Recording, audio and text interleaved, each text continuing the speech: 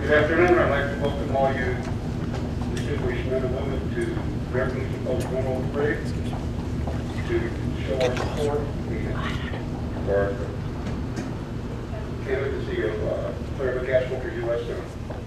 Amen.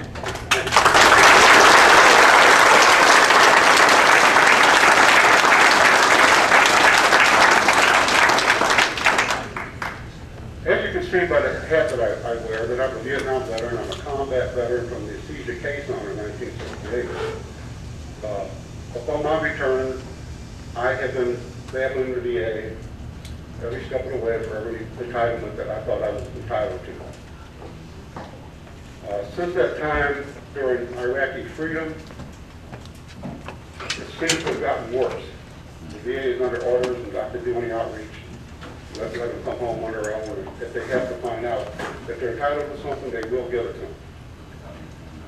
I've been watching with irate the satisfaction of the current ads with Claire's opponent, Senator Talent, and how he's working across political lines to support the veteran that's coming home from Iraq. When in reality, the senator has voted 23 times to deny benefits to returning veterans in the form of health care, $47 million for additional equipment to be repaired and equipment to protect our soldiers. Just as recently as March 16th, there was a Senate amendment to extend veterans health care through the VA through 2006, 2008 to 2011 to be paid for by rescinding tax breaks for the wealthiest Americans, cutting off corporate loopholes for taxes, and delaying tax breaks for the wealthiest of our nation. That would pay for keeping our VA funding up to the standard that's required now today because of the increasing need for it, because of Iraqi freedom. Senator Talent voted that down. Now, we're not here to oust Senator Talent. We're here to elect a progressive Democrat senator who believes in the sacrifice that American veterans made. Her father was a veteran. She believes in patriotism. She believes in honoring the promise that our country has made to our veterans. She's established her own Bill of Rights, which includes mandatory health care on a progressive basis as inflation and the need arises. I'm not going to steal all of her thunder. I'm going to let her tell you a little bit about what she plans for each one of us to go serve our country. But it's my honor and privilege to introduce to you the next senator from the state of Missouri, Ms. Claire McCaskill.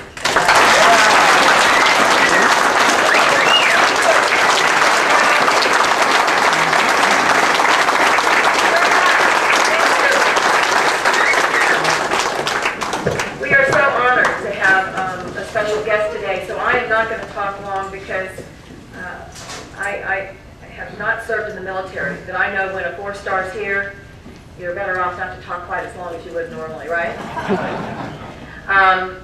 First and most importantly, let me thank the veterans that are here.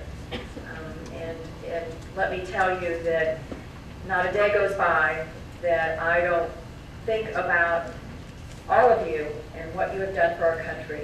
I learned that at home from my dad. My dad was a World War II veteran, and we lived in Lebanon, Missouri for a long period of time. And my family had a corner drugstore in Lebanon. And as you all know, that's not too far from Fort Leonard Wood.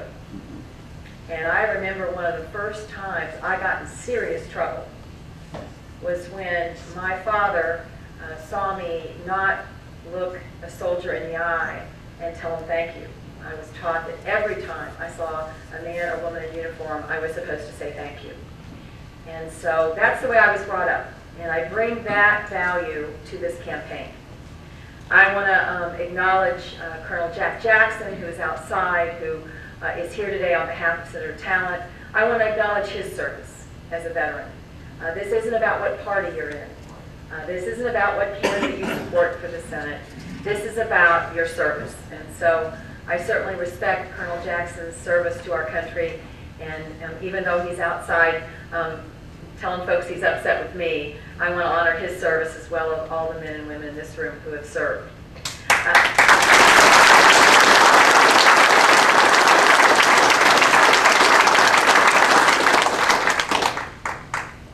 There is a promise that is made in our country, and it is fundamental to who we are as a nation. And that is that if you sign up to risk your life for our freedom, that we have an obligation to you. And that obligation is a sacred obligation. There really is absolutely no excuse for not honoring the commitment that we have made to the veterans of this country. Under this administration, there has been time after time, example after example, that they have tried to undermine veterans' benefits in this nation. I don't need to tell the veterans in this room about it. You can tell me about it. That's how I figured it out in the first place. All the veterans calling and saying, you're not going to believe what's happening to me and my family. Young men coming back from Iraq, not being able to see a doctor. Young men coming back from Iraq, having the military say they can't even find a record of them, and waiting for months trying to get help. Guardsmen and reservists who come home to financial instability and problems at home because the mortgage payment still had to be made and they had to take a dramatic pay cut during their time in Iraq. The changing of the nature of our reservists and our guardsmen in terms of what is expected of them without the requisite change of commitment in terms of the financial sacrifices they're making. As a nation, if we are going to continue to be the proudest and the strongest nation on the planet, we must fully fund the commitments and promises we've made to our veterans, period.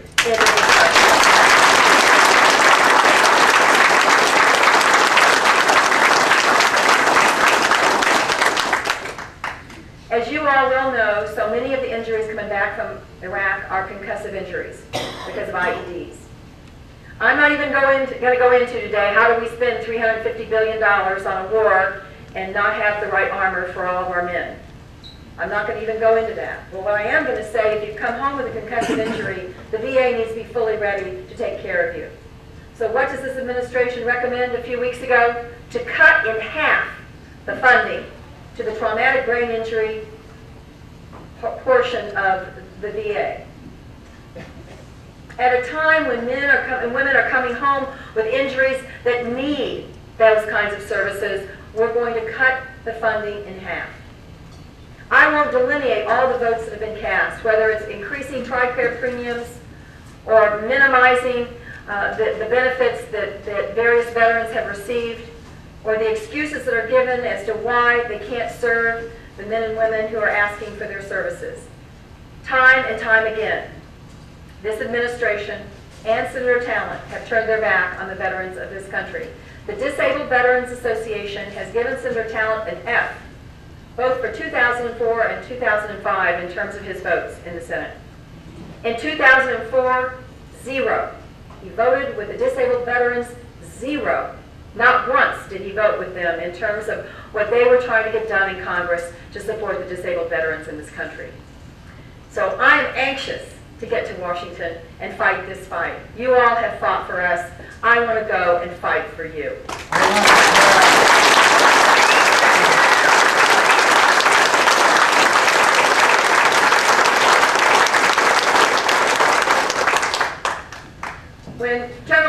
was 25 years old. He was a captain in Vietnam, and he was in the jungle. And he was leading his unit, and they encountered Viet Cong, and he was shot 4 times. After being shot 4 times, he continued to command his unit. And they overtook the enemy and successfully completed the operation. For that, he received the Silver Star and went on to be a 4-star general in our military, serving both in time of conflict and time of peace. Like so many other military men in our nation. And by the way, for the first time in history, we have general after general that is retired, publicly criticizing the Commander-in-Chief for the mistakes that have been made in the managing of the military conflict that is ongoing in the Middle East. Now, these are men who want nothing more than to protect their nation and honor their country. And the fact that so many of these generals are speaking out with decades and decades and decades of military service should make America wake up and realize it is time that we respect the military and listen to them and let them guide us as we engage in military confrontations around the world. They're the best in the world, and we should depend on them, not think that our political judgment is superior based on trying to win an election or to govern by a soundbite. So let me introduce to you a friend, someone who is spending his time doing what he can now for his country as he has his entire life, also the son of a veteran, General Wesley Clark.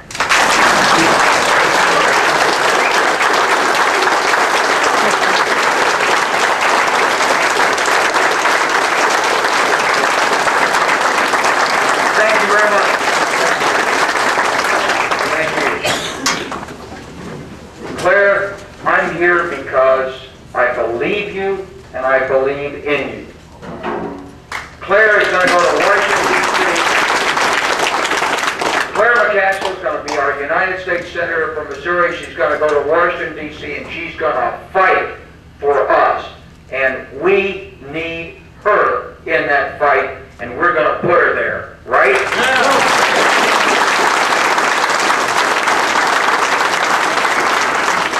Kenny, I'm honored to be here with you, too. You've been fighting for 40 years now for what you believed in, for what's right, and helping others fight also. Congratulations to you, and thanks for what you're doing for our country.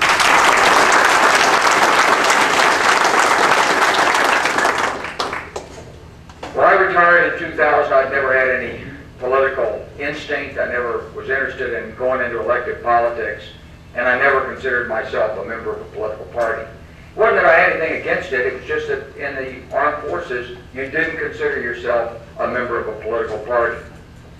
Now, if the truth be told, we're kind of afraid of Democrats. Well, you know, it was hard coming out of Vietnam. It really was. I mean, the country was split. There was a lot of anger out there, and we just didn't know what to think. I worked in the Ford administration. I got to know Don Rumsfeld and Dick Cheney and Paul O'Neill, former Treasury Secretary, and a number of other Republicans at close range. I worked there in 1975-76. I was a major on a fellowship. And but I watched, and I wanted people who'd be strong in standing up for America. I got to Washington again in the 1990s. I was a 3-star general, and I was working then with the Democrats. I worked around the Clinton White House, and I discovered that, well, in the Clinton White House, working with Democrats, as opposed to working with the Republicans 20 years earlier, the Democrats actually would listen to you if you were a military officer and you said something. Oh, they did. They were interested in the ideas. They were interested in input. They solicited the views of the men and women in uniform. And I don't mean just the generals. I mean at the bottom. I watched President Clinton, when he was Commander-in-Chief, go out and talk to the troops and listen. He took an interest in the education of the families of men and women in uniform. A real education, a real interest in that education. I never saw that kind of caring from the other side. And when I got out of the military, I was determined I was not going to be in partisan politics. But I met with Condi Rice, and she told me what she thought about foreign policy, and I realized it was all wrong. Well, she wanted to...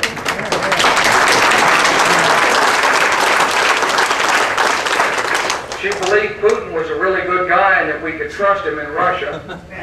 She believed we ought to pull our troops out of Europe and put them in places in the world where we could fight. And she didn't want us to take care of our responsibilities in preventing war. She wanted our troops just to fight wars. Of course, she'd never been on the ground fighting a war. And I had. And I can tell you, war is a dirty, ugly business. And you don't ever, ever, ever go to war if there's any other way to deal with the problem.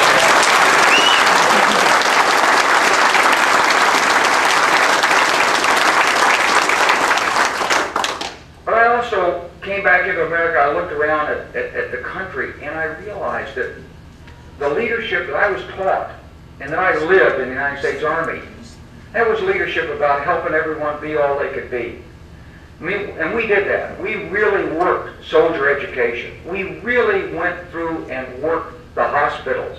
I was responsible for the conditions of not only the barracks where the single soldiers lived, I went through housing on post and off post. We looked at what kind of homes soldiers and their families were renting downtown.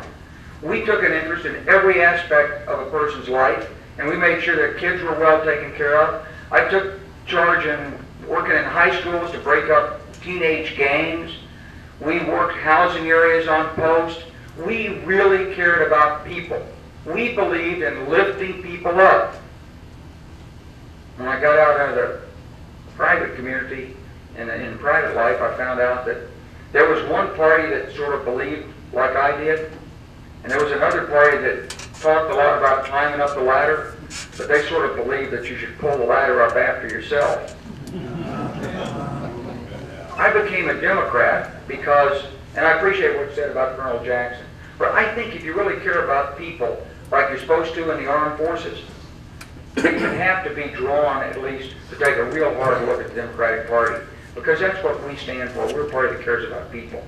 And I want to say this to the people of Missouri. I hope you can look past party labels in looking at who's strong on national security. Because what we need in Washington are real patriots, people who will ask the tough questions, hold our government's leaders accountable, and stand up for the men and women who serve and their families. We need real patriots.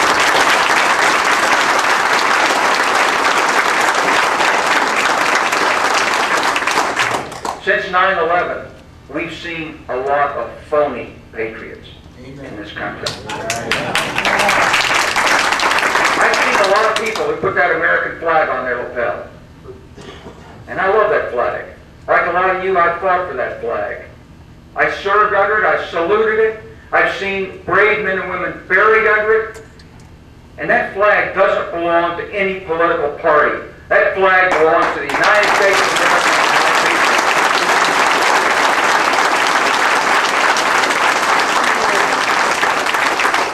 But I am real tired of seeing people put that flag on their lapel and then vote against what's right and necessary for the men and women who serve and for the success of our forces in combat. That's flat wrong.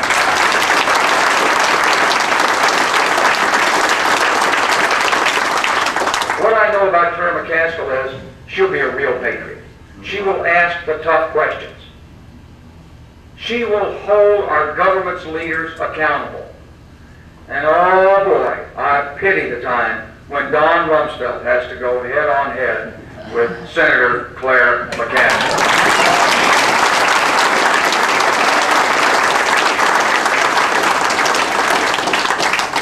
And she is going to support what's right for our veterans. You know, the veterans' needs haven't been articulated effectively by our Veterans Administration. I'm sorry they haven't, but when I was a young guy in the White House, I worked in the Office of Management and Budget, I know how it works. White House gives you a mark, You sort of do your best to stay within, then you come up and argue about it, and they whack a few more billion off. That's the way it works in government. Has nothing to do with what's right and wrong, and it takes some extraordinary people with tremendous courage to stand up and argue against it. Well, that's why we need Claire McCaskill there. Because this system is not, it's not articulating what our veterans need. One of the biggest problems we've got coming out of Iraq is post-traumatic stress syndrome or disease. And in Vietnam, a lot of us had it. Some of us didn't know it. Some of us did. I mean, I think I was one of those people that probably had it from getting shot and didn't understand it. It took me about 9 years to figure out what was the matter. But I got shot on the 19th of February, 1970, and every year on the 19th of February, I think back and think about that instant. And I think about going forward. I think about stepping to the front of the column. I think about turning to my side. I think about how the rifle fell out of my hand. I think about looking out into the jungle. I think about being mistaken, thinking it was like hornets or bees coming after me. I think about then what it felt like to be there on the ground without a weapon, and how that guy that shot me, I never killed him. And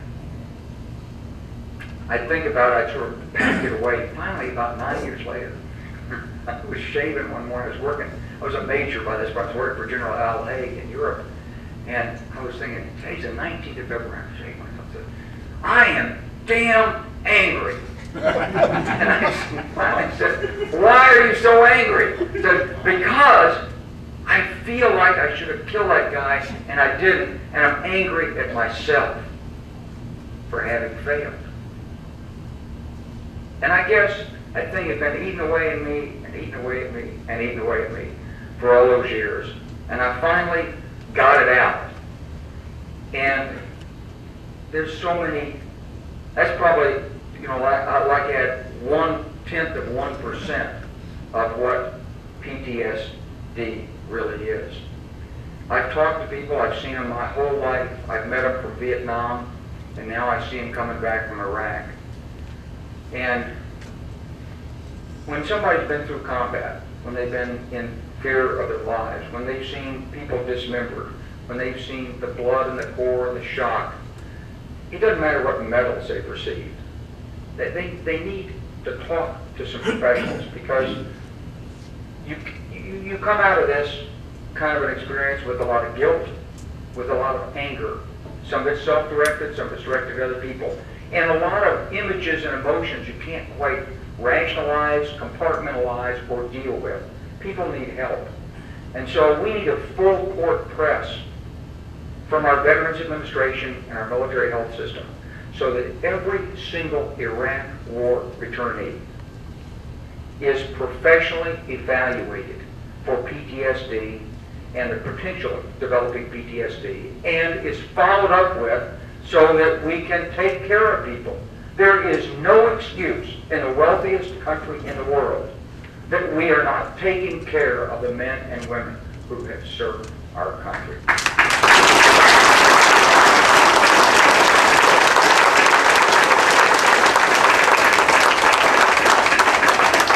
And I know Claire McCaskill is a strong enough leader that she's not going to ask the VA if they want to do this.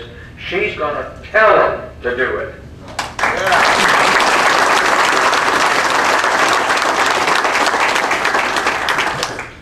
Look, we're at a very difficult time in American history.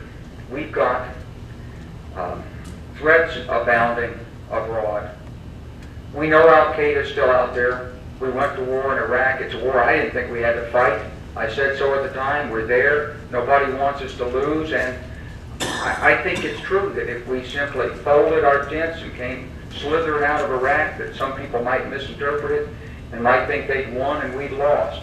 But somehow we got to find a way out of that to deal with three interlocking problems: the future of Iraq, the Iranian nuclear issue and Iran's larger regional aspirations, and Israel and Palestine. We got to work those issues. It's going to take some real leadership. It's going to take courage to ask the tough questions. And in doing that, we've got to have a United States Congress that will take the lead in asking those tough questions. I used to hear, as I went around campaigning 2 or 3 years ago, people would say, oh, politics is ugly, these people are fighting, can't they just get along? Well, politics is, it's the most important thing a nation does. It's how we choose our government. And in this country, we rejected a business-type, CEO-led government in 1776. We decided we did not want the King of England as our chief executive officer, that we wanted to rule ourselves. And our founding fathers put together a system of separation of powers and checks and balances. When Harry Truman was a United States Senator from Missouri, he led a committee in the United States Senate that looked at war profiteering and investigated the way that the United States was supporting the men and women in combat. And yes, that was a very tough thing to do, because he was a Democrat, there was a Democrat in the White House. Truman had the courage and the gumption to do what was right. I'm sorry to say in Missouri right now, you've got a United States Senator who apparently doesn't have that. He's a follower from the word, from the get-go of the United States.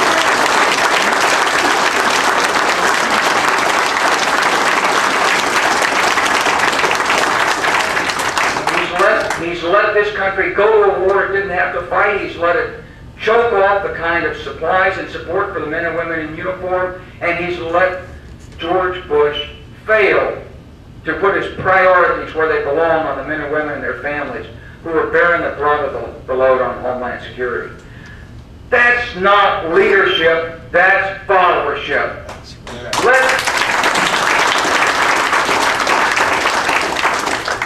Let's let Jim Talent stay in Washington as a lobbyist. But let's send to Washington someone who's a real leader, who will stand up for the people of Missouri, for the men and women who serve in uniform, for the veterans, and for people all across this country. And I'm talking about Claire McCaskill. I'm asking for your 100% support, and I don't care what party you're affiliated with. I want you to vote for a real leader, Claire McCaskill.